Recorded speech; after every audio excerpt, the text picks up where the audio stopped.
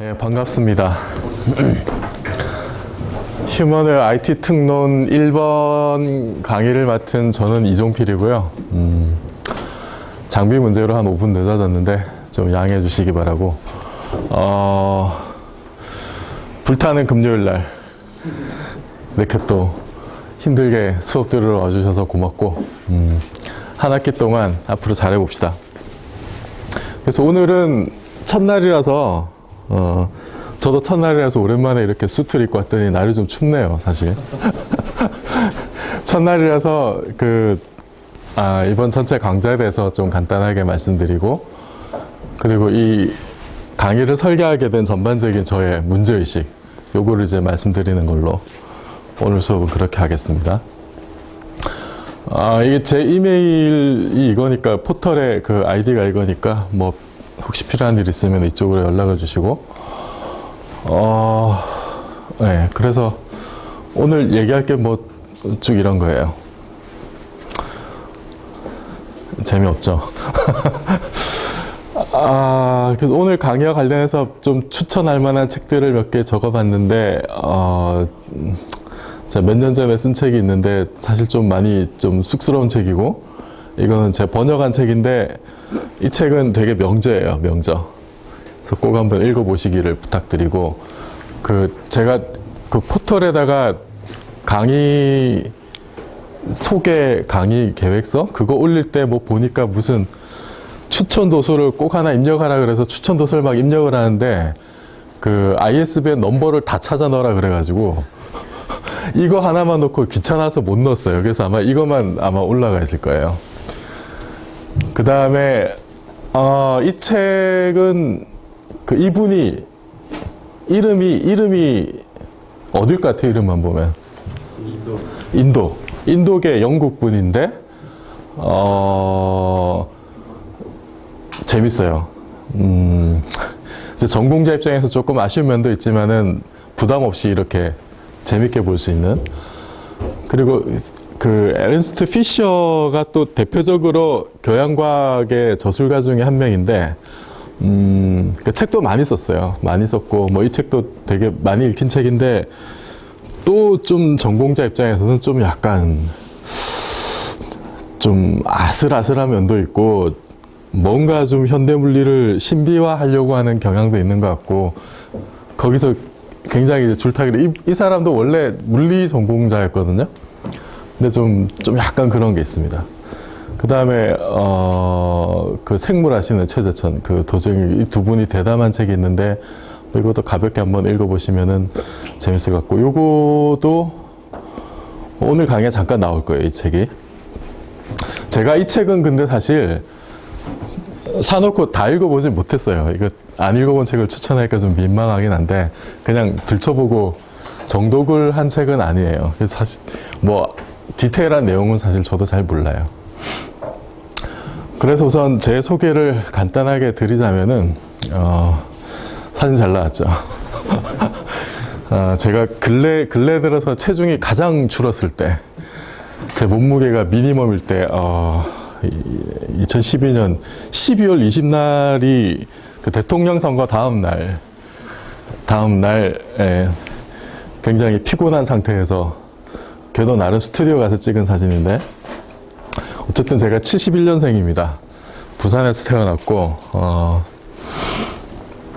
부산 사람 같아요? 근데 뭐 저도 어쨌든 서울에서 산 날수가 지금은 뭐 훨씬 더 많아져가지고, 90년에 무작정 상경해서 대학에 입학을 했고, 그리고 제가 학부를 이제 5년 다녔어요. 어렵게 들어간 대학 빨리 졸업하면 뭐하나 그래가지고. 그래서 나름 파란만장한 대학 생활을 했었고, 그리고 어쩌지 하다 보니까 또 거기서 학위를 받았는데, 입자물리 이론이 제 전공이에요. 그래서 뭐 입자물리와 관련된 얘기들을 아무래도 많이 하겠죠. 제가 아는 게 그거밖에 없으니까. 그리고 또 제가 71년생이니까 요때가 연도랑 제 나이 때랑 이게 또 싱크로가 돼요. 요때가 제 30대 때입니다. 이때도 나름 파란만장한 30대를 보냈고, 여전히 40대도 지금 파란만장한 인생을 살고 있는데 어쨌든 작년 10월부터 여기 BK 연구교수로 와 있게 됐고요. 뭐 이런 취미가 있습니다. 1971년에 제가 태어난 해에 어떤 일이 있었는지 한번 좀 찾아봤어요. 71년 여러분 되게 멀죠? 그죠? 상상이 안 되죠, 상상이. 근데 저도 제가 태어난 해지만 저도 갓난아기 때라 잘 모릅니다, 사실 무슨 일이 있는지. 그래서 이렇게 쭉 뒤져보니까 이런 일들이 있었더라고요. 그해 4월 달에 7대 대통령 선거가 있었어요. 그래서 박정희가 당선이 됐고, 그러니까 김대중이 나와서 떨어진 거죠, 이때. 8월 20일 실미도 사건이 이때 일어났습니다. 영화 실미도. 그리고 10월 15일이 되면은 아주 서울 일원에 위수령 선포하고 대학에 무장 군인이 들어가는 이런 어마무시한 일이 벌어지는데, 찾아보니까 이게 있더라고요, 사진에.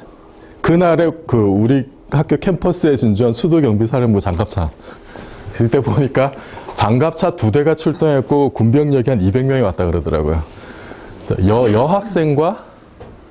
여학생과 직원을 제외한 모든 수컷은 다 잡아갔다, 뭐 이런 얘기가 있던데, 뭐 이런 일이 있었고, 이때는 중공, 그러니까 저는 어릴 때 중공이라고 배웠어요. 지금은 중국이지만, 중공이 국제연합가입하고 안보리 상임이사국이 된 때도 이제 71년이라 그러고, 그리고 고려대학교 관련된 것들이 꽤 있더라고요, 이때. 서울에 있는 우석대하고 합병을 해서 의대를 가지게 된 게 또 이 해입니다.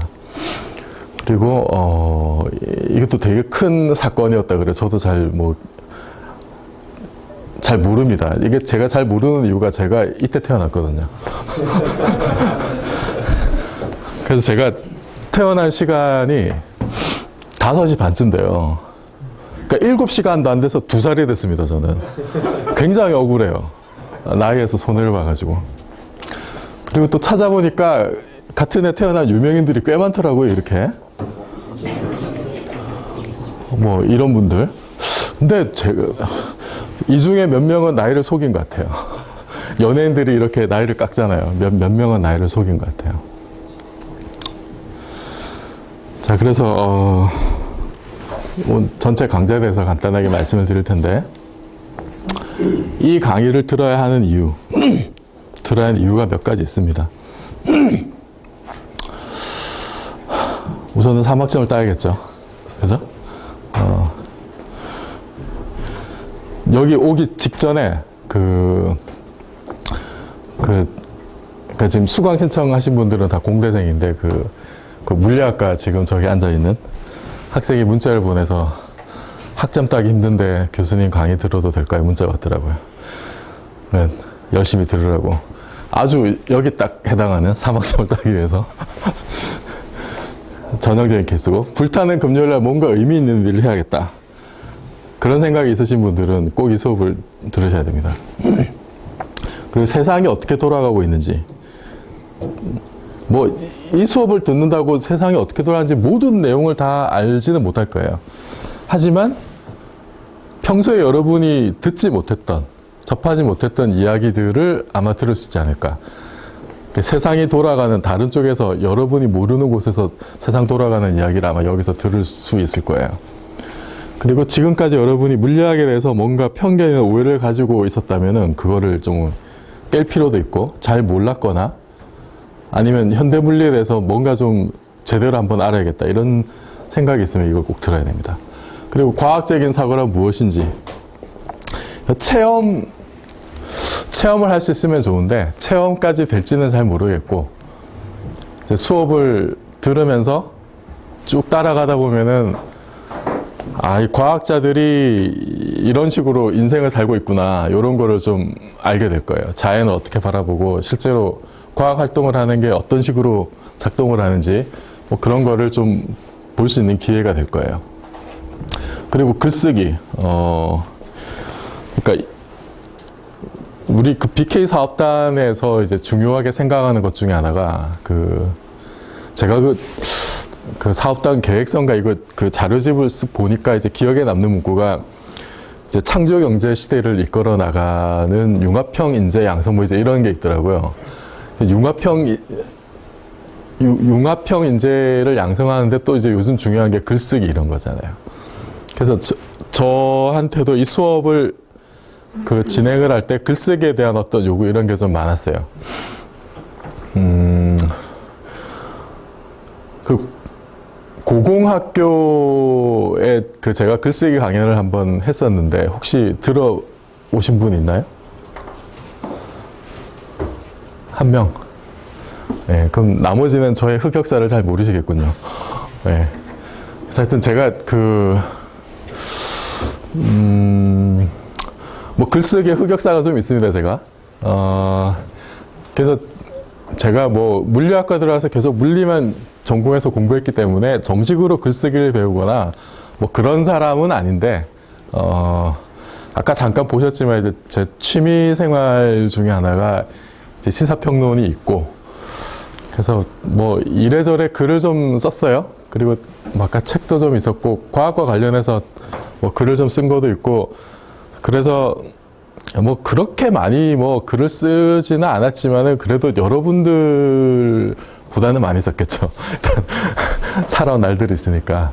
그래서 그 경험들을 좀 취합을 해서 여러분들이 최소한의 좀 글쓰기 훈련을 할 수 있는 좀 그런 기회를 만들자라는 것도 사실 이 과목의 좀 중요한 목표 중에 하나예요.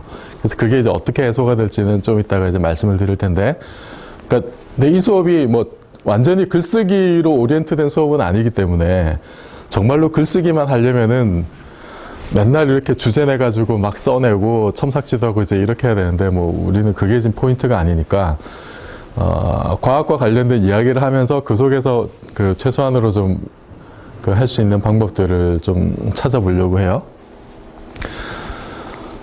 그리고 이 수업을 들어야 되는 이유가 이런 거예요.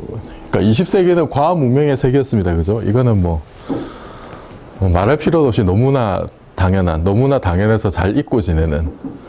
그리고 저는 20세기를 규정하는 사건 하나만 꼽아라. 그럼 저는 이거를 꼽고 싶어요. 이거. 아주 상징적으로 여러 가지를 많이 내포하고 있죠. 그러니까 여기 일단 들어간 게 상대성 이론, 양자역학 다 들어가 있죠. 그래서 제 입장에서 봤을 때는, 그러니까 현대과학이 자기 모습을 잡고 그것이 현실에서 엄청난 위력을 발휘하기 시작했고, 그 결과로 인류는 그 전에는 없던 새로운 어떤 에너지원을 갖게 된 겁니다. 인공적으로 새로운 에너지를 갖게 됐고, 그로 인해서 일단 전쟁의 양상이 많이 바뀌었죠. 인류 역사상 한 번도 없던 일입니다. 폭탄 하나 던졌는데 한 30만이 죽었어요. 전쟁의 개념이 완전히 바뀌어버리는.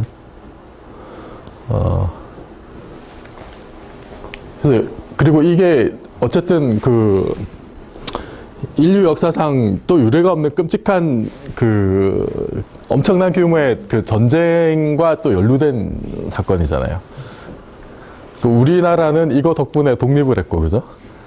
굉장히 많은 것을 함축하고 있는, 딱 하나만 꼽으라면 저는 이제 이게 가장 20세기를 대표하는 장면이지 않을까. 어쨌든 20세기는 과학 문명의 세계였다. 저는 그렇게 생각을 해요. 그럼 당연히 21세기도 그럴 겁니다. 그죠? 제가 그 2000년대 이후에 태어나신 분 있어요, 혹시? 없겠죠, 그죠? 그러니까 여러분이나 저나 제가 아무리 나이가 들어도 어차피 우리는 20세기에 태어난 사람들입니다. 20세기에 태어났으면, 저가 이제 71년에 태어났는데, 제가 어릴 때 대망의 80년대라는 얘기를 들으면서 자랐고, 2000년이 넘어가면은 정말로 사람들이 이런 멋진 우주선을 타고 우주 여행을 하고, 이런 아주 날씬한 이런 로봇가 이제 막 도시를 밟아오고 이제 이런 세상을 꿈꿨어요. 여러분 코난 알죠? 미래소년 코난. 만화 영화. 모르시나요? 알아요? 코난의 배경이 되는 해가 언젠지 아세요? 미래소년 코난에서 지구가 멸망하는 해가 언젠지 아세요? 2008년이에요. 처음에 인트로덕션에 보면 서기 2008년 지구는 이렇게 시작합니다. 인류는 초자력 무기로 그때 황폐화가 된 게 2008년이에요. 근데 이제 그런 관점에서 보면 여전히 우리는 그거보다 아직 좀 약간 미개한 상태인 것 같죠, 그죠? 2014년이나 됐는데 뭐 초자력 무기니 이런 것도 없고 우주선 이런 것도 없고, 하지만 어쨌든 우리가 살고 있는 21세기도 여전히 과학 문명의 세기가 될 것이라는 거는 뭐 논증을 하거나 뭐 증명을 할 수는 없지만 우리가 살아온 인생을 보건대, 또 우리 인류가 살아온 역사를 보건대 너무나 자명할 것 같아요. 그러면은 당연하게도 과학은 21세기의 그 필수 교양이 돼야 되는 겁니다. 그래도 이제 여기 계신 분들은 어쨌든 공대 분들이니까 또 과학과 기술은 굉장히 또 밀접한 관련이 많고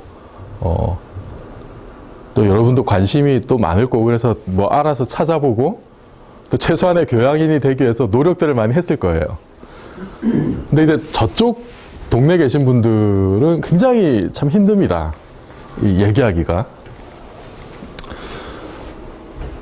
특히나 이제 한국 같은 풍토에서는 이런 걸 잘 이제 인정을 안 하시죠. 과학이 21세기 필수 교양이다, 이런 거를 잘 인정을 안 하세요. 그러니까 예를 들어서 우리가 막 얘기하다가 햄릿에 나오는 무슨 구절을 잘 모른다, 이러면 구박받아요. 너 그거도 모르냐, 이런 무식한 놈아.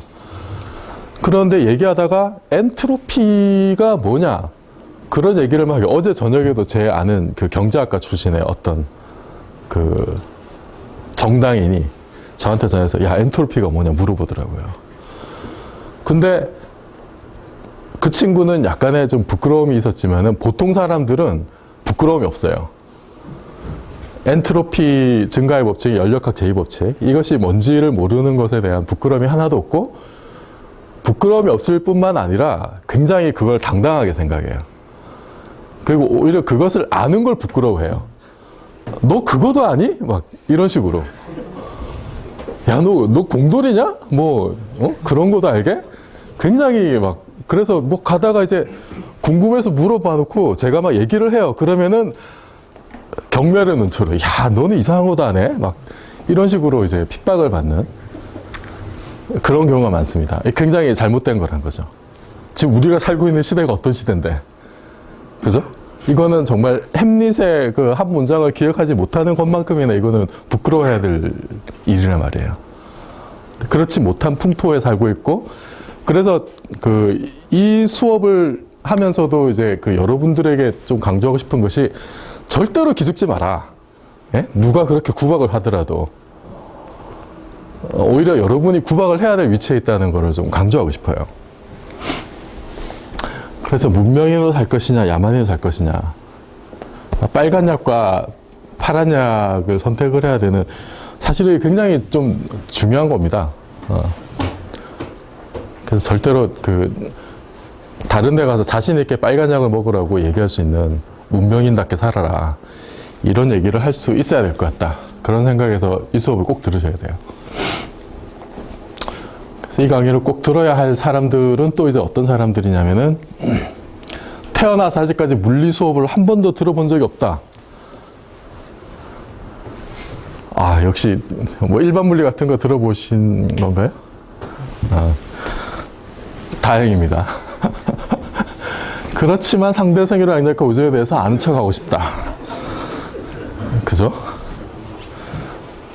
아는 척하고 싶죠, 그죠? 그 물리학과에 일반 상대론 과목이 지금 개설되어 있나요? 없죠. 그 제가 알기로 일반 상대성 이론이 대학원 과정에도 개설된 대학이 제가 알기로 거의 없어요, 한국에. 물리학과 나와도 일반 상대성 이론이 뭔지 잘 모릅니다. 그게 현실이에요. 고려대만 그런 게 아니라 연세대도 그렇고, 서울대도 가끔 있다가 없다가 그럴 거야, 아마. 어이가 없죠. 우주론 있어요? 없죠. 이게 현실입니다. 일반 물리를 하면은 우주론 안 나와요. 양자역학은 어렵다고 해서 뭐 대충 맛배기만 나오고 상대성 이론, 특수 상대성 이론만 나오지 일반 상대성 이론은 뭐 시공간이 휘어졌다 그 얘기만 잠깐 나오고 그러니까 물리학과 학생들도 현대물리 수업을 듣거나 일반 물리를 듣거나 해도 잘 모릅니다, 이거 사실. 그래서 이 수업을 제가 설계를 하면서 어쨌든 물리학과에서도 들을 수 없는 물리 수업을 만들자는 게 1차적인 목표였어요. 근데 물리학과 학생들만 이해하면 안 되겠죠. 그래서 이렇게 물리 수업을 한 번도 들어보지 못했거나 물리 수업은 들어봤는데 당연히 그걸로 충족되지 않는 이런 면들이 많기 때문에 그래서 뭔가 좀 딴 데 가서 아는 척 하고 싶고 누군가 저쪽에서 햄릿 이야기를 하면 야, 너 일반 상대성 이론이 뭔지 알아? 이렇게 한번 아는 척 해보고 싶은 여러분들의 욕구를 충족시켜주기 위해서 그 욕구가 있는 사람들은 이 강의 꼭 들어야 돼요. 공업수학의 내용 약간 기억난다. 기억나세요? 기억 안 나세요? 그러니까 제가 공대 수업을 하면은 공대 수업을 제가 해본 적은 없는데 한 가지 굉장히 이제 안심이 됐던 거는 야, 여기서는 이제 수학을 마음껏 쓸 수 있겠구나. 산수를. 다른 데서 제가 무슨 이거 가지고 그러니까 현대물리 관련해서 일반적인 강의를 하면은 수식을 못 써요. 그러니까 그냥 수식 한 줄만 쓰면 될 건데 그걸 가지고 말을 10마디를 합니다. 아, 전 진짜 피곤해요, 그러면. 근데 여러분은 어쨌든 산수나잖아요, 그죠? 맞아요? 네. 미분하잖아. 그 사인이 미분하면 코사인인 건 알잖아. 그죠? 그 정도는 아시죠? 그 정도면 알면 돼요. 그래서 어쨌든 여러분은 어쨌든 수식에 익숙하기 때문에 뭐 이거를 계산하거나 풀거나 이런 거 못해도 딱 써놓고 얘기를 하면은 어쨌든 다른 사람들이 보기엔 외계어 같지만 우리는 어쨌든 외계어를 아는 상황이니까 좀 편한 게 있어요. 편한 게 있고 그리고 보통 다른 그냥 일반인들이나 인문계 쪽에 있는 사람들은 과학에 관심이 있어도 그러니까 아무리 과학에 관심이 있고 좀 오타쿠스러운 사람들이 꽤 있어요. 과학 오타쿠들이. 근데 이 사람들이 오타쿠기 때문에 어지간히 시중에 널려 있는 교양과학 책은 다 읽어요. 저보다 더 많이 읽어요. 저보다 아는 게 많아요. 그런데 수학에서 넘사벽이 딱 생기는 거야. 그러니까 이 친구들 같은 경우에는 그러니까 어르신도 계신데 이런 분들은 거기서 다른 새로운 책을 읽어보는 게 별 의미가 없는 거예요. 이미 다 아는 내용이니까. 그 다음에 하고 싶은 게 이제 산수를 해보고 싶은데 왜냐하면 정말로 과학은 물리나 이런 건 다 이제 수학으로 돼 있으니까 산수로 이거를 정말 이해해보고 싶은데 그게 이제 안 되는 겁니다. 굉장히 큰 장벽이에요. 근데 여러분은 그런 장벽이 거의 없는 거죠, 사실은. 어쨌든 공업수학, 뭐 미적분 같은 것도 했을 거고, 공업수학도 했을 거고. 그러니까 정확한 의미나 뭐 풀거나 이런 거는 힘들겠지만 써놓고 몇 번 트레이닝을 하면은 아, 저게 어떤 의미다. 자연의 질서가 저런 식으로 수학으로 표현이 되는구나. 이제 이런 걸 느낄 수 있다는 거죠. 굉장히 중요한 여러분의 장점입니다. 장점이고 또 그런 식으로 자연을 이해할 수 있는 기회가 그렇게 많지 않을 거예요. 그러니까 뭐 물리를 계속 이제 수업을 듣거나 뭐 리서치를 하거나 이제 그런 케이스가 아니라면 그래서 산수를 가지고 자연의 질서를 이해할 수 있다는 것도 굉장히 좀 어떻게 보면 복된 일이고 또 그런 욕구가 있는 분들은 이 수업을 꼭 들으셔야 돼요. 그러니까 남친이 인문계 어린 공대 여학생이 꼭 들으셔야 됩니다.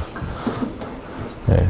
구박하더라도 기죽지 마시고 열심히 저쪽에서 햄릿을 보면 우리는 연력학 제2법칙이나 일반 상대성 이론의 원리나 이런 것들을 친절하게 이쪽에도 굉장히 재밌는 이야기들이 많아요. 그리고 여친에게 일거리가 떨어진 공대 남학생들도 여러분이 알지 못했던 공대에서는 전혀 들을 수가 없었던 아니면 물리학과에 있어서도 뭐 우주론도 잘 안 가르쳐줘. 일반 상대성 이론도 몰라. 그러면 현대물리 없습니다, 사실. 양자역학은 있겠죠, 그죠? 예, 양자역학은 뭐 물론 양자역학이 제일 중요하긴 합니다만 어쨌든 이 우주론이나 일반 상대성 이론이나 이런 굉장히 그쪽에 사실 스토리도 많고 훨씬 더 재미난 이야기들이 많은데 물리학과 나와서도 잘 모르는 그런 이야기들을 들을 수 있는 기회니까 여러분들이 여친에게 얘기거리가 좀 생길 수가 있고 애인이 없더라도 혼자 놀기 심심한 사람들한테도 뭐 나름 괜찮아요, 이게. 그리고 뭔가 신기한 걸 보면 좀 궁금증이 생기는 사람들. 이 현대물리 하다 보면 정말 신기한 게 많습니다. 뭐 저도 전공자 입장에서도 참 신기한 게 많아요. 뭐 당장 이번 학기에 이제 양자역학을 하게 되면 참 별 이상한 일들이 많이 벌어지는데 저게 진짜 사실일까 싶은 것들이 많이 나오고 2학기, 그러니까 전체를 이제 1년을 놓고 제가 쭉 준비를 했는데 2학기 가면은 정말 SF 같은 얘기들도 이제 꽤 나올 거예요. 그러니까 저의 일상이 뭐냐면은 아침에 나오면은 이렇게 프리프린트라 그러죠, 그죠? 그 예비 논문들 올라오는 데가 있어요. 거기 가서 쭉 이제 논문을 쭉 보면은 정말 SF 같은 논문들이 막 넘쳐나요, 요새도. 최근에 본 것 중에 제일 황당했던 게 이런 거예요. 우리 우주가 시뮬레이션 된 우주냐 아니냐, 그걸 어떻게 증명할 거냐, 이런 논문이 있어요. 그러니까 우리가 정말로 어떤 다른 세상에 있는 어떤 지적 존재가 매트릭스처럼 이 우주를 만들었을 가능성이 있는데 우리는 이제 그걸 깨닫지 못하는 거죠.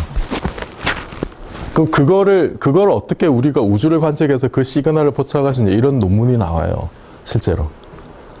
SF 같은 일들이 그런 것들이 돌아다니고 외국 언론에 뭐 소개되고 이제 그럽니다. 그래서 아주 신기한 게 많다, 일단. 그래서 신기한 거 보면 궁금증이 생기고 그걸 꼭 확인하고 싶은 학생들은 이걸 꼭 들어야 돼요. 그리고 좀 약간의 인내심은 좀 필요하긴 합니다. 그 정도는 참을 수 있다. 네, 재밌는 궁금증을 해결하기 위해서 약간의 인내심을 발휘할 수 있다. 그런 학생은 들으셔야 되고, 아인슈타인이 그렇게 대단해? 이런 의문을 한번 가져보신 분들, 진짜 대단한지 안 한지 이제 수업을 들으면서 한번 좀 확인을 해볼 수 있는.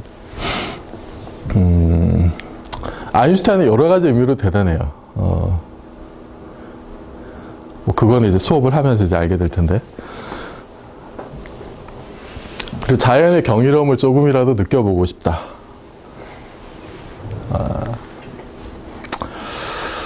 참 놀라운 게 많습니다, 정말. 이게 하다 보면은, 야, 이게 진짜 말이 될까? 뭐 그런 것들이 많아요. 그리고 인간지성의 프론티어가 어딘지 직접 확인해 보고 싶다. 요것도 이제 중요한 포인트인데, 여러분들이 이제 다른 분야를 이렇게 좀 접하게 될 때, 그쪽 분야를 이렇게 쭉 서베이 할 수 있는 제일 좋은 방법 중에 하나가 프론티어가 어딘지를 보는 거예요. 일단. 사람들이 최전선에서 지금 뭐 하고 있는지를 일단 살펴보는 게 되게 중요합니다. 근데 한국은 뭐 여러분들 짐작하시겠지만, 그래도 뭐 저기 공학적으로는 또 뭐 잘하는 것들이 꽤 많은데 기초과학 쪽은 뭐 아주 형편없어요, 사실. 뭐 프론티어 근처도 못 갑니다, 우리는. 그래서 뭐 이건 굉장히 이제 남의 나라 이야기들을 많이 하게 될 텐데, 그렇기 때문에 더더욱 이제 우리나라 사람들이 잘 몰라요. 세상 사람들이 뭘 하고 있는지. 예? 지금 다른 나라 사람들이 선진국이라고 하는 데서 무슨 쓸데없는 일에다가 돈을 꼬로박고 있는지 이런 거 잘 모른단 말이에요.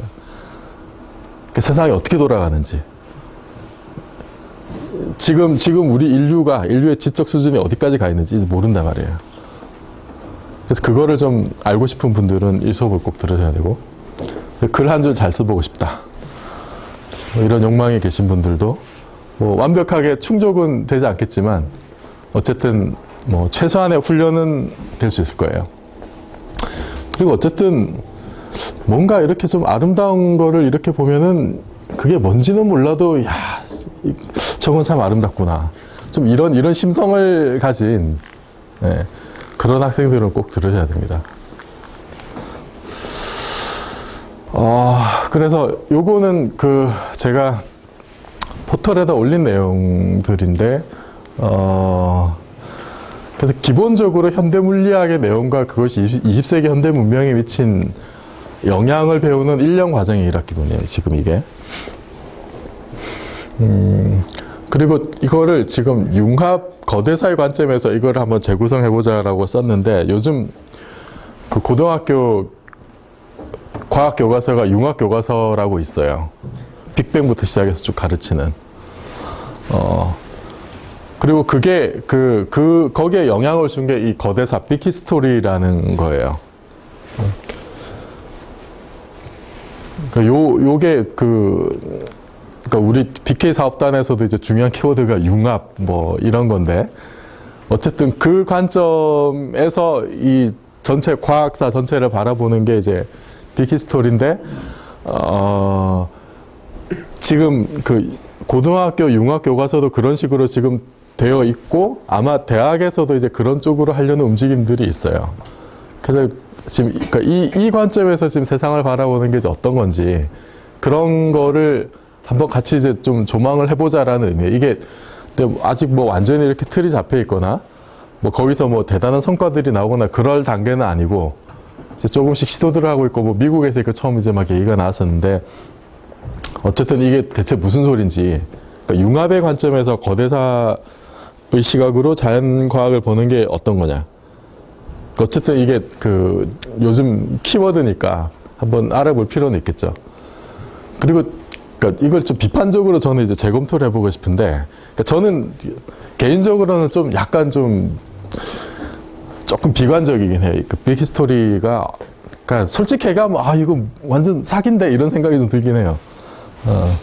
들긴 하지만 원래 그 원초적인 문제시, 이거는 되게 저도 이제 동의하는 입장이지만, 지금 이렇게 막 얘기 넘쳐나고 있는 뭐 거대산이 융합이니, 이제 융합이라는 말이 너무 많이 나오잖아요.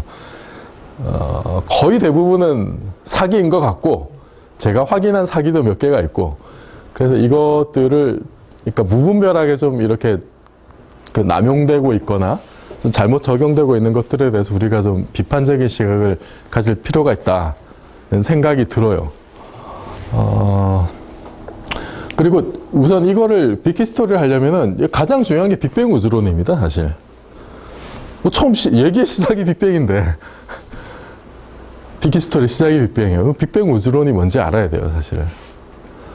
그죠? 그래서 어쩌면은 그 지금 1년 전체 과정에서 가장 중요한 게 어쩌면 빅뱅 우주론을 이해하는 겁니다.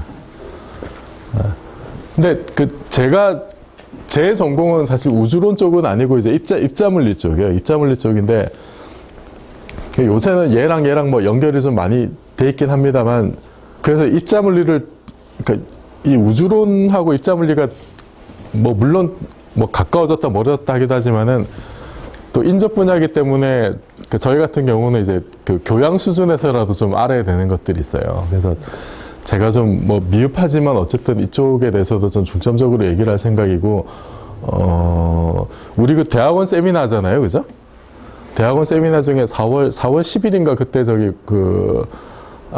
포항의 아트센터에 있는 그 공진욱 교수가 와서 아마 강연이 있을 거예요. 그러니까 우리나라는 이 우주론도 제대로 연구하는 사람이 별로 없어요. 별로 없는데 그 공진욱 교수는 특히 이제 초기 우주에 대해서 제대로 연구하는 몇 안 되는 분 중에 한 분이니까, 뭐 그런 것도 이제 좀 참고를 하시고, 하여튼 이게 사실은 키워드입니다. 그리고 이거를 떠받치고 있는 게 상대성 이론, 양자역학 이런 거예요. 그래서 이거를 뭐 상대성 이론하고 양자역학을 모르는 상태에서 빅뱅 우주를 얘기한다는 것 자체가 일단 말이 안 되고, 현대 물리를 얘기를 하는데, 현대 과학을 이야기하는데 양자역학이나 상대성 이론을 빼고 뭘 한다는 거는 이것도 뭐 전혀 말이 안 되는 얘기라서, 이게 뭐 말하자면 현대 물리학의 뼈대입니다, 뼈대. 그래서 이런 기본적인 개념들을 뭐 어느 정도는 알아야 사실은 빅히스토리에 대해서 얘기를 할 수 있는 거라고 저는 생각을 해요. 그래서 여러분들이 나중에 어디 가서 빅히스토리에 대한 이야기를 하거나 과학에서 융합을 얘기하거나 아니면 그런 거대 사적인 관점에서 뭔가 뭐 세상을 바라보거나 할 때 그때 꼭 필요한 요소들, 예? 꼭 필요한 요소들을 여기서 배우실 수 있을 거예요. 그래서 저는 어쨌든 그냥 다른 분야와 융합이나 이런 걸 하기 전에 가장 중요한 어떤 핵심 요소들을 일단 배우는 것이 되게 중요하다는 거. 여러분 입장에서는 공학도니까 사실은 어쩌면 여러분 입장에서는 전혀 다른 분야의 핵심적인 내용들을 이제 배우게 되는 케이스가 될 수도 있을 거예요. 그래서 아마도 제 생각에는 흔치 않은 기회가 될 수가 있고, 그래서 뭐 아주 깊게 들어가지는 못하겠지만은, 어쨌든 여러분들이 또 수학은 할 수 있으니까, 보통의 그, 다른 제가 뭐 인문학 하시는 분들이나 아니면 대중 강연을 하거나 하는 것보다는 굉장히 그것보다 훨씬 더 밀도 있는 어떤 내용으로 소개를 할 수 있지 않을까 그런 생각을 하고 있어요. 적절한 산수를 좀 쓸 거고, 그 현대물리학의 프론티어들 아까 말씀드렸던 이런 것들 막 소개를 할 거고요. 그 글쓰기 연습을 할 거예요. 그래서 목표 뭐 이것도 뭐 포털에 쭉 써놓은 건데 뭐 과학적 방법론을 즉 방법론을 배우는 게 사실 좀 중요합니다. 그 과학적 내용을 아는 것도 중요한데 실제로 과학자들이 과학 활동을 하는 어떤 그런 방식들 이런 것들을 그게 근데 이렇게 정형화된 형태로 이렇게 정리가 돼 있는 건 아니에요. 또 이것과 관련해서 특화된 것이 뭐냐면 이제 과학 철학이 요거 가지고 하는 게 과학 철학이거든요. 도대체 뭐가 과학이냐. 그 요거 관련해서는 저기 다음 주에 오시는 우리 대학원 세미나 오신 홍성욱 교수님이 또 과학 철학의 또 대가니까 또 그런 관점에서 한번 또 강의를 들어보시는 것도 도움이 될 거고 하여튼 이게 요거만 그러니까 과학적 방법론이나 여기 이제 포커스를 맞춰서 과학 철학에 대한 부분만 또 얘기를 좀 할 기회가 있을 거예요. 아마 2학기 때, 1학기 때는 힘들고. 하지만 어쨌든 그 전체적인 수업 내용 속에서 과학자들이 어떻게 과학 활동을 해왔고 어떻게 과학이 이렇게 잘 성립을 해왔는지를 이렇게 암암리에 좀 추적을 해보는 것이 또 과학적 방법론이 뭔지를 좀 들여다볼 수 있는 기회가 될 거고 아까 말씀드렸던 그 융합과학 그리고 과학과 사학이 어떻게 상호하는지 그러니까 융합의 새로운 가능성 네. 한번 같이 모색을 해보고 과학 글쓰기를 익히고 이게 이제 목표입니다. 그러니까 또 다른 목표가 있는데 저는 사실 그 카페에 얘기했던 거는 어쨌든 포털에 올리려고 이제 어떻게 보면 한 절반 정도는 구색에 맞추기 위해서 쓴 거고 제가 이 수업을 생각을 하면서 가장 그 좀 중요하게 생각했던 목표 중에 하나가 이제 이런 거예요. 20년 뒤에 여러분이 뭔가 중요한 결정을 내릴 때가 있을 거예요. 20년 뒤면은 일단 상상이 안 되죠, 그죠, 여러분이?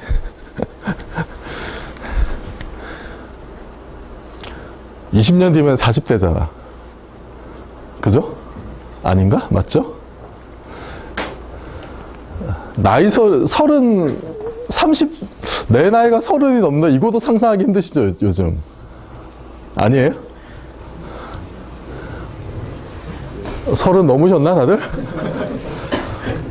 여학생들은 막, 나 30 넘으면 나 죽어버릴까, 막 이런 사람들도 있던데, 옛날에 보니까. 여학생들 어때요?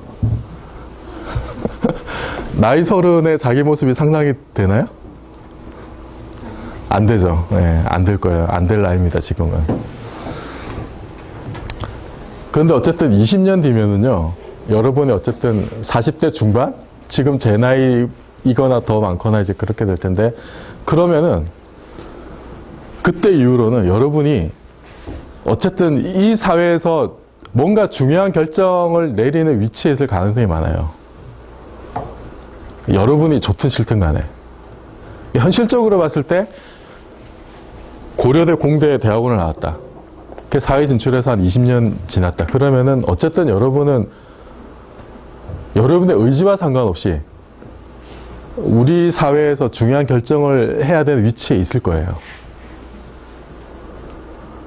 이거는 현실적으로 그런 겁니다. 여러분의 능력이 뛰어나건 그렇지 않건 간에. 그거를 인식하는 게 일단 중요해요. 내가 20년 뒤에 내리는 결정이 많은 사람들에게 영향을 줄 수 있다. 이걸 일단 아셔야 돼요. 내가 준비가 돼 있건 없건 간에. 내가 그걸 인식하든 인식하지 않든 간에 내가 생각하고 판단하고 결정하는 것들이 많은 사람과 또 많은 제도와 아니면 후대에까지 영향을 미칠 수 있는 그런 결정들을 내릴 기회가 점점 더 많아질 겁니다. 그거를 일단 인식을 하셔야 돼요. 지금부터 조금씩 인식을 하셔야 되고, 그래서 뭔가 사회적인 이슈가 있고 정책적인 과제가 있을 때 이것에 대해서 뭔가 결정을 내려야 되는데, 이 결정이 어떻게 내려지냐에 따라서 굉장히 많이 바뀝니다. 그런 결정들을 내려야 되는 순간들이 있을 거예요. 그러면은 물론 이제 이 결정을 하기 위해서는 그러니까 여러 가지 판단의 근거들이 많이 들어가게 되는데, 그 중에 이 과학적인 근거, 과학적인 내용과 과학적인 방법론에 의한 여기에 베이스를 둔 판단의 근거를 저는 이제 하나 더 얹어주고 싶은 거예요. 물론 이 수업에서 다 충족이 되진 않겠지만 어쨌든 판단의 근거는 많을수록 좋다. 이게 이제 제 생각이에요. 뭔가 중요한 결정을 내리는데 설령 그게 예를 들어서 여러분이 이제 뭔가 어디 가서 정부에 가든지 아니면 어디 뭐 정책 연구소나 뭐 이런 데 가가지고 뭔가 판단을 내리는데 뭐 국가와 민족을 위해서 뭘 하겠다 이런 생각이 아니라 내가 지금 내 재산을 불려야 되는데, 예를 들어서 이런 사적인 욕망을 채우기 위한 결정을 내릴 수도 있겠죠, 그죠? 설령 그런 경우를 하더라도 여러 가지 판단 근거들이 있는데 그것들을 종합해서 결정을 내릴 때 과학적인 방법론에 입각하지 않았다. 얼마나 서글프겠어요. 돈을 2배는 더 벌 수 있는데, 예를 들어서. 네? 아니면 내가 잘 모르는 과학적인 내용들, 지금 전 세계 선진국들이 말도 안 되는 일에다가 돈을 쏟아붓는 어떤 그런 과학 프로젝트들이 많이 있는데, 그 세상이 그렇게 어떻게 돌아가는지 이런 흐름들에 대해서 알고 결정을 내리는 거하고 모르고 결정 내리는 거하고 다르다 말이에요. 판단의 근거는 많을수록 좋다, 제 생각에서. 그리고 특히 이제 방법론적인 측면에서 이런 주변에 널려있는 여러 가지 판단 근거들을 어떻게 프로세싱 해가지고 그 중에서 가장 합리적인 어떤 대답을 어떻게 찾아낼 거냐.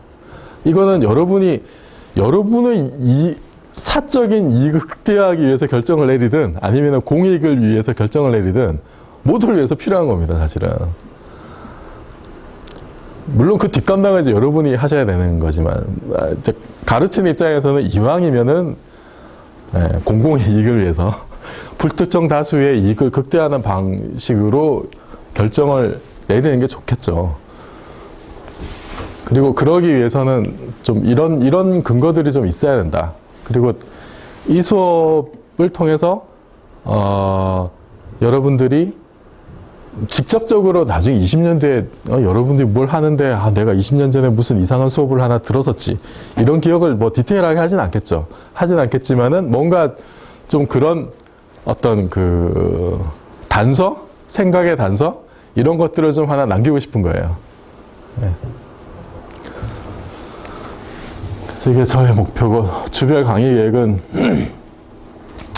뭐 대충 이렇습니다. 그래서 쭉 보면 중간고사는 안 볼 거예요. 그리고 글쓰기 프레젠테이션이 하나 들어가 있고, 5월 16일이 이제 과제물 제출 마감일로 지금 잡아놨고, 6월 20날이 이제 기말고사고, 공휴일이 한번 있더라고요.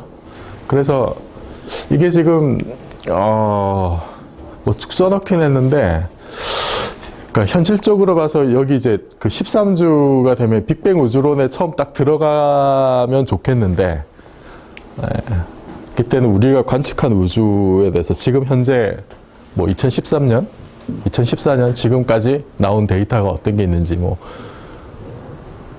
지금 이 시점에서 우리가 우주를 어떻게 하고 있는지 이런 얘기들까지 했으면 좋겠는데 최대한 노력은 하겠지만 여기서 양자역학이나 뭐 이거 하다가 조금씩 밀려버리면은 아마 빅뱅 우주론에 못 들어갈 수도 있어요. 목표는 빅뱅 우주론 맛이라도 한번 딱 보고 이제 2학기 넘어가는 게 제 목표지만은 약간 유동성이 있다는 것을 말씀을 드리고 2학기에는 본격적인 이제 우주론에 대해서 얘기를 할 거고 그래서 뭐 DM이 그 다이렉트 메시지가 아니고 다크 매터의 약자고 이제 D는 다크 에너지의 약자인데 들어보셨어요? 암흑물질. 암흑물질하고 암흑에너지. 뭐 그게 뭐 지금 현대 우주론의 제일 뭐 중요한 포인트니까 뭐 그런 이야기들. 그 다음에 제 전공이 이제 입자물리라서 여기도 지금 뭐 여러 가지 얘기들이 많고 이게 BSM이라고 쓴 게 비언 더 스탠다드 모델의 약자예요. 입자 물리학에 이제 표준 모형이 있는데 그거를 넘어서는 여러 가지 SF 같은 얘기들이 많습니다. 뭐 끈이론 같은 것도 뭐 넓게 보면 이제 이런 데 들어가고 끈이론 얘기는 어쨌든 한번 해야 될 거예요. 이게 나중에 여기 지금 과학, 철학, 다중우주 이 얘기를 하고 직접 연결이 되는 거기 때문에 뭐 그런 것들 쭉 소개를 할 거고요.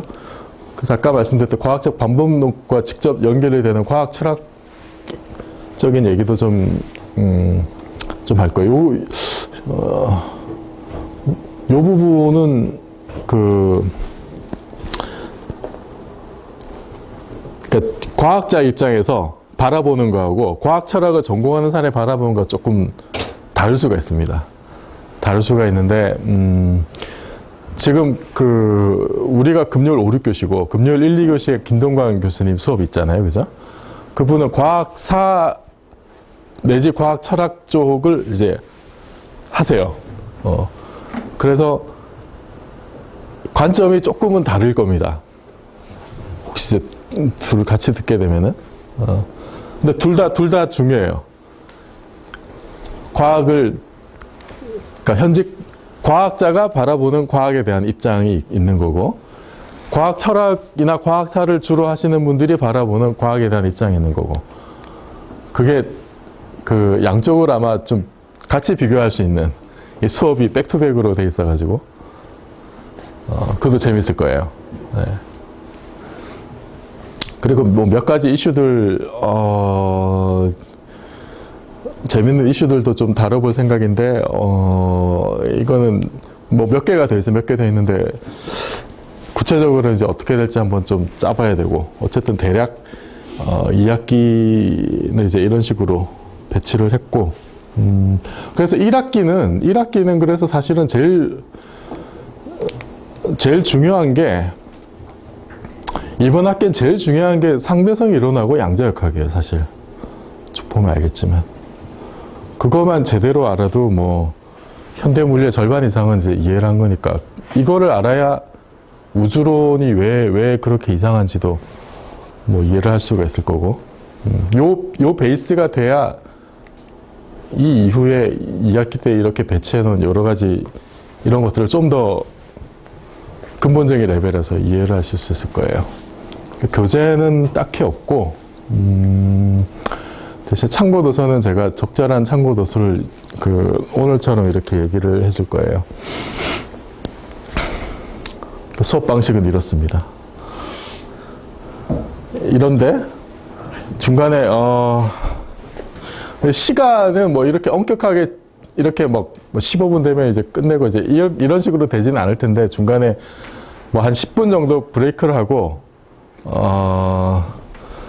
45분까지인데 뭐 5분이나 10분 정도 조금 빨리 끝내는 방향으로 어쨌든 할 생각이고 강의는 지금 하듯이 이제 지금 이 파워포인트로 제작한 슬라이드로 쭉 얘기를 하는 걸로 수식 같은 게 나오더라도 제가 직접 막 이렇게 쓰고 풀고 이제 이러진 않을 거예요. 그래서 파워포인트로 슬라이드를 작업하다 보니까 이런 말이 눈에 띄더라고요. 참 잡스한테 미안한데. 그러니까 이 관점에서 보면 제가 사실 현대물리를 좀 잘 모르는 여러분이 좀 양해를 해주셨으면 좋겠고. 그리고 학점에 대해서 또 궁금해 하실 것 같아서.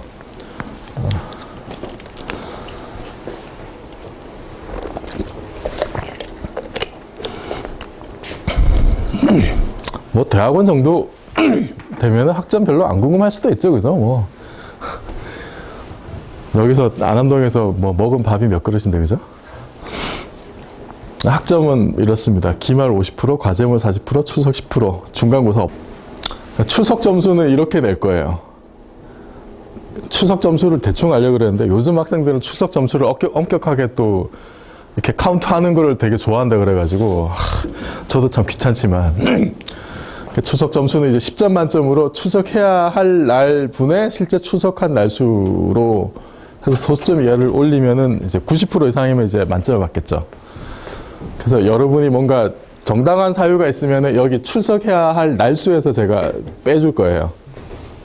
그래서 예를 들면은 여학생은 일괄적으로 그냥 나흘을 빼줄 거예요. 3, 4, 5, 6 그죠? 이런 식으로 그 계산을 할 거고 혹시 출석부 사진에 나는 여잔데 사진에 남자같이 나와서 그런 우려가 있는 분은 저한테 얘기를 농담이에요.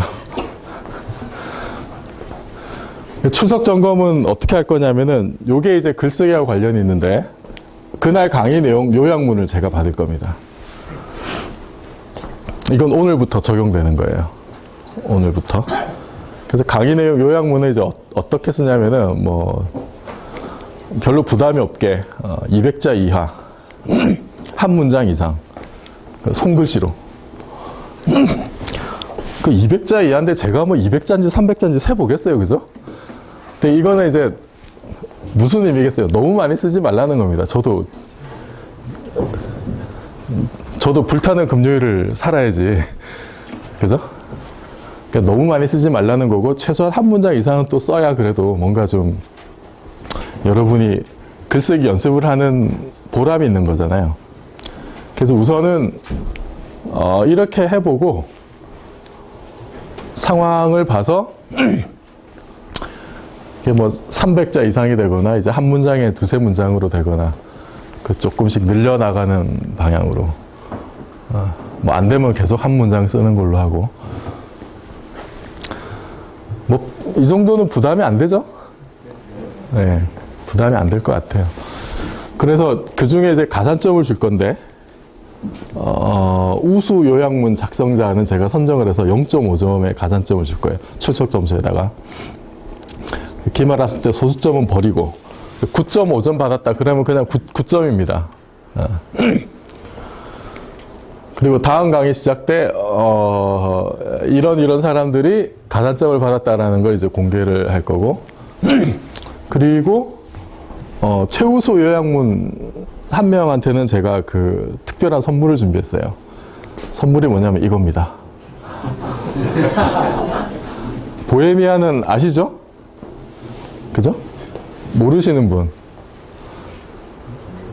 꽤 있네. 모른다는 거 한 번도 안 가봤다는 얘기잖아요. 그렇구나. 어딘지 모르시는 분은 주위에 물어서 빨리 위치를 수배를 하시고, 지금 저기 계신 윤태영 교수님이 굉장히 애호가신데, 제가 여기 사장님한테 가서 쿠폰을 만들었어요, 쿠폰. 오늘의 커피가 이제 6,000원 상당인데, 한 10장 정도 만들었어요. 그래서 저는 오늘의 커피에 대해서만 값을 지불을 했는데, 사장님이 거기다 플러스 알파를 얹어주셨어요, 쿠폰에다가. 그래서 요게 예를 들면 이제 쿠폰 내용인데, 오늘의 커피 한 잔, 이건 이제 제가 사는 거고, 거기에 좀 예쁜 컵, 이거는 사장님이 주시는 거예요. 그래서 이거를 들고 가시면은, 여기에 적혀 있는 내용에 상당하는 물품을 제공받을 수 있는 겁니다. 그래서, 근데 이 옵션이 몇 개가 있어요. 컵도 있고 뭐 다른 것도 있는데 제가 일일이 확인을 안 해봤어요. 그래서 이게 쿠폰인데 글씨가 참 난해하시죠. 하여튼 이거를 이제 매 강의 때마다 최우수 요약문을 한 명을 선정해가지고 이거를 드릴 테니까 보헤미안 가서 오늘의 커피를 즐기시길 바라고. 저는 사실 커피 맛을 잘 모르는데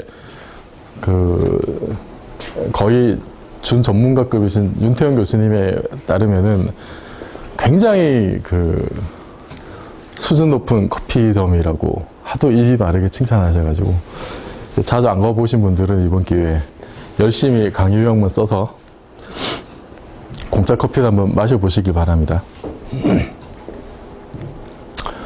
그리고 과제물이 있는데 과제물을 제가 가지고 고민을 했어요. 카테고리가 미션 파스블 카테고리가 있었고 미션 임파서블 카테고리가 있었어요. 그래도 대학원생이면 미션 임파서블로 한번 가보는 게 좋지 않겠느냐. 그래서 일단 형식은 자유고 분량도 자유고 제출 형태는 그냥 뭐 보통 이렇게 출력해서 인쇄된 형태로 저한테 주시면 되고, 그러니까 파일로 이메일 보내지 말라 이런 의미예요. 이거는 마감은 5월 16일입니다. 그리고 공동 작업도 가능해요. 근데 공동 작업은 3명까지만 할게요. 제가 이제 경험을 해보면은 4명 이상이 이렇게 논문을 쓰거나 이러면요, 꼭 한 명은 놀아요. 3명이 해도 노는 경우가 있습니다. 네. 뭐 항상 다 그런 건 아니지만 대체로 그래요. 셋 이상 넘어가면은 좀 그래요. 그래서 일단은 맥시멈 3명까지로 했고, 3명이 뭐 공동 작업으로 제출한 거 인정을 해주는데 조건이 뭐냐면은 참가자 역할을 명확히 밝히셔야 돼요. A, B, C 3명이 냈다 그러면 A는 뭘 했다 여기서, B는 뭘 했고 C는 뭘 했다. A, B, C가 똑같이 기여했습니다. 이러면은 막연하잖아요. 똑같이 뭘 했다는 건지 내가 알 수가 없잖아. 그러니까 구체적으로 A는 여기서 뭘 했다, 뭐 어느 부분을 썼다, B는 뭐 자료조사를 이렇게 했다라든지, 뭐 C는 뭐 시뮬레이션을 돌려봤다라든지, 그거를 최대한 구체적으로 써주신 것에 안에서는 공동 작업을 인정을 하고 참가자 전원이 같은 점수를 받는 걸로. 그래서 이 미션이 뭐냐 그러면, 미션 임파서블의 미션이 뭐냐, 미션이 이겁니다.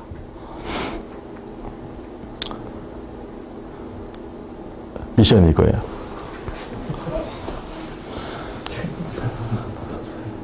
미션 임파서블 맞죠? 그래서 타임머신이 제가 어릴 때 봤던 미드 중에 이런 게 있었어요. 여러분 잘 모르시죠? 이런 거 못 봤죠? 그 드라마 미드 제목도 타임머신이고, 이게 지금 이게 옴니라는 거예요. 옴니. 이거를 딱 누르면은 원하는 시간대로 확 가요.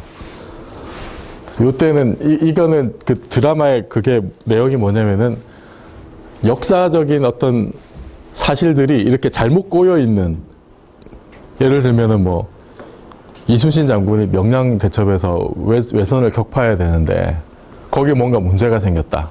그러면 그때로 날아가가지고 그걸 해결해주는 그런 이제 보이저라는, 원제는 보이저인데 그런 보이저들이 있어요. 그런 사람들이 이런 기계를 들고 다니면서 뭐 실제 역사하고 다르게 진행되는 역사를 고쳐주고 막 이런 일을 했던 뭐 그런 얘기인데, 어렸을 때 제가 굉장히 재밌게 봤던 드라마고, 뭐 백투더퓨처, 뭐 타임머신에 대한 고전이죠 이게. 그다음 최근에 드라마 9에 그렇다고 여러분이 이제 향 이거를 그냥 하나만 딱 제출하면 안 됩니다, 그죠? 작동 원리를 규명을 하셔야겠죠. 왜 향을 피우면 20년 전으로 돌아가는지, 그죠? 그거를 과학적으로, 공학적으로 잘 설명을 하시면 됩니다. 그 다음에 최근에 나온 것 중에 이런 게 있었죠. 11시. 뭐 이런 걸 잘 참고하셔가지고, 여러분들의 상상의 나래를 마음껏 펴셔서 과제물을 제출해 주시면 되는데, 채점 기준은 이래요. 40점 만점, 40% 이제 들어갈 거라 40점 만점인데, 기본 점수가 일단 20점입니다. 그러니까 안 내면 손해예요. 무조건 내십시오. 무조건 내시고, 뭐 독창성 뭐 이런 거 쭉 해서 활용성 같은 경우에는 뭐 될지 안 될지는 모르겠는데 어쨌든 그러니까 주변에 이제 SF 쪽으로 뭐 이렇게 관심 있거나 우리 저기 대학원 세미나에 우리 저기 세 번째 네 번째인가 그 김민식 PD님 오시잖아요, MBC. 그분이 SF 매니아고 그분이 대표작이 내조의 여왕 연출하신 분인데 그 전에 이제 그 타임슬립에 대한 걸 많이 하셨어요. 그뿐만 아니라 SF 소설이나 이런 쪽으로도 굉장히 그 조예가 깊은 분인데 어쨌든 그러니까 지금 여기서 굉장히 뭐 과제물 중에 아주 우수한 내용들이 나왔다 그러면은 뭐 그런 분들 되게 좋아하겠죠. 그죠? 아닐 것 같아요. 그래서 SF 쪽으로 그러니까 뭐 작가나 이제 만화 작가나 아니면 스토리 쓰는 작가분이나 연출하시는 분들이나 굉장히 이제 소재 이런 데 또 목말라는 게 있어요, 사실. 그래서 아주 팬시한 게 나오면은 제가 이제 소개도 해주고, 야, 우리 저기 대학원 수업에 이런 과제 냈더니 이런 것도 있던데 한번 좀 보세요. 이렇게 던져주면은 또 모르죠, 이거 어떻게 될지. 또 그런 활용 가능성에 대해서도 좀 모색을 이제 한번 해보는 걸로. 그래서 5점은 어떻게 할 거냐면은 5점은 이런 식으로 할 거예요. 5점은 아주 잘했으면 5점, 꽤 잘하면 4점, 보통은 3점, 그리고 1점은 이렇고 빵점은 그러니까 대충 3점에서 대충 갈리겠죠, 그죠? 예. 어쨌든 기본 점수가 절반이니까 최대한 내는 방향으로. 그래서 딱 봤을 때, 야, 이거는 진짜 이대로 하면은 타임머신 만들어질 것 같아. 요러면 이제 좋은 점수를 받는 겁니다. 사기를 잘 치셔야 돼요, 그러니까. 그리고, 카피를 하면은, 그게 이제 적발이 됐을 때는 소스와 함께 무조건 소스 카피 둘 다 이제 빵점이 되는 걸로 하고, 기말고사도 부정행위는 0점 처리하는 걸로. 그러니까 저는 이게 소스도 같이 빵점을 주는 걸 당연하다고 생각했는데, 예전에 한번 보니까 그런 얘기 안 했다고 소스가 억울하다고 항변하는 소스를 본 적이 있어요. 그래서 일단 이거는 어쨌든 학기 초에 명확히 해두는 게 좀 필요할 것 같아서 뭐 그럴 리는 없겠죠, 그죠? 여러분 뭐 산전수전 다 겪은 대학원생인데. 그리고 과제물 프레젠테이션 할 시간을 가질까 하는데요. 기말고사 보기 직전이 6월 13일이에요. 6월 20날이 우리가 기말고사 볼 거고. 그래서, 그러니까 기말고사 빼고 이제 우리 강의 중에 마지막 날이 될 텐데, 요때, 과제물 우수자. 플러스 이제 그 신청자를 받아서 그 과제물 제출할 때, 내 과제물은 분명히 고득점을 받을 것이다. 이런 예상을 하는 자와 고득점을 못 받을지도 모르지만 어쨌든 나는 꼭 한번 이거를 내가 발표를 하고 싶다라는 신청자를 받아서 그 중에서 이제 과제물 우수자는 이제 하기 싫어도 해야 되는 걸로, 하기 싫어도 프레젠테이션을 하고, 신청자 중에서는 좀 그 점수가 괜찮은 작품을 뽑아서 발표를 하도록 하겠습니다. 한 15분에서 20분 정도.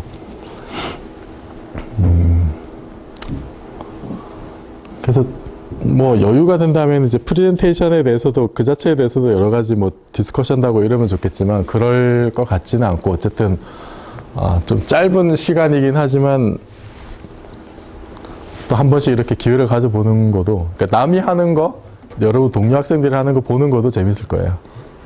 도움도 되고.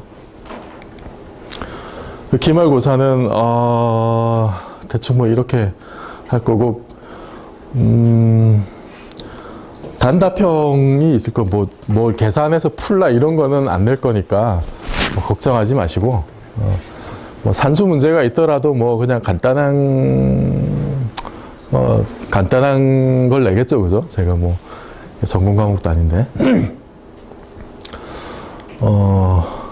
그리고 마지막으로 여러분들에게 부탁드리고 싶은 거는 좀 부담 없이 즐기는 마음으로 좀 들어도 좋겠다 싶고, 그러니까 막 부담이 생기면 여러분도 피곤하고 저도 피곤하잖아요. 그죠? 이 좋은 금요일 날 편안한 마음으로, 삼성통닭에서 치킨 먹으며 수다 떠는 마음으로. 제가 작년 10월에 했는데 아직 삼성통닭에 못 가봤어요. 생각을 해보니까. 그리고 대우주와도 같은 넓은 마음으로 좀 수업을 들어주셨으면, 자연을 사랑하는 마음으로, 미시를 탐험하는 마음으로, 그리고 제일 중요한 게 저 같은 물리학자를 좀 어여삐 여기는 마음으로 수업을 들어주셨으면 좋겠고, 그래서 저는 개인적으로 좀 여러분이 이 수업을 듣고 자부심을 가질 수 있는 그런 수업이 되도록 노력을 해야겠다는 생각을 가지고 있어요. 개인적으로는. 그러니까 지금 앞 수업이 그 김동관 교수님 수업인데, 여러분 김동관 교수님 잘 모르죠, 그죠? 근데 그분이 되게, 일단 제 생각에는 한국에서 굉장히 소중한 분이에요. 소중한 분.